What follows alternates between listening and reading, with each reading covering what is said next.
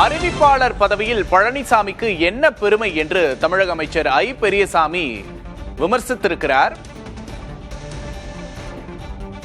திமுக துணை பொதுச் செயலாளர் ஐ பெரியசாமியின் அறிக்கையை தற்போது பார்க்கிறோம். டெல்லியில் முடிவு செய்யப்பட்ட ஒப்பந்த அறிவிப்பையே வெளியிட்டிருக்கிறார் பழனிசாமி என்று ஐ பெரியசாமி தெரிவித்திருக்கிறார். அதிமுக தலைவர்கள் இரட்டை விரலை காட்டி நின்ற இடத்தில் பாஜகவை கொண்டு வந்து நிறுத்தி இருக்கிறார் என்று தெரிவித்துள்ளார். நிதியில் தமிழ்நாட்டை பாஜக வஞ்சித்த போது டெல்லி போகாமல் தொகுதி பங்கீட்டுக்காக டெல்லிக்கு சென்றிருக்கிறார் என்ற விமர்சனத்தையும் ஐ பெரியசாமி முன்வைத்திருக்கிறார். அமித்ஷாவின் ஆணைக்கு காத்து கிடக்கும் பழனிசாமி மக்களை காப்பாரா என்றும் கேள்வி எழுப்பியிருக்கிறார் ஐ பெரியசாமி. நேற்று என்டிஏ தொகுதி பங்கீடு ஒப்பந்தம் வெளியானது.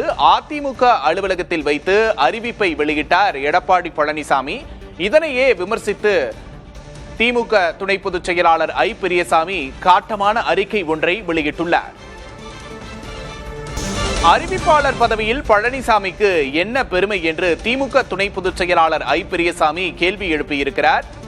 நிதியில் தமிழ்நாட்டை பாஜக வஞ்சித்த போது டெல்லிக்கு போகாமல் கூட்டணி பேச்சுவார்த்தைக்காக டெல்லி சென்றிருக்கிறார் பழனிசாமி என்ற விமர்சனத்தையும் முன்வைத்திருக்கிறார் திமுக பொதுச் செயலாளர் ஐ பெரியசாமி.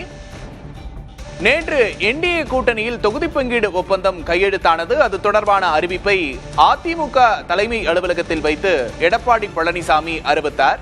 அதிமுக தலைவர்கள் இரட்டை விரலை காட்டி நின்ற இடத்தில் பாஜகவை கொண்டு வந்து நிறுத்தி இருக்கிறார் பழனிசாமி என்று ஐ பெரியசாமி அது தொடர்பான விமர்சனத்தையும் முன்வைத்திருக்கிறார்.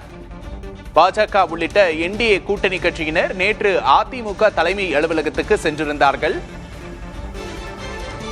டெல்லியில் முடிவு செய்யப்பட்ட ஒப்பந்த அறிவிப்பையே வெளியிட்டுள்ளார் பழனிசாமி என்று விமர்சித்திருக்கிறது திமுக.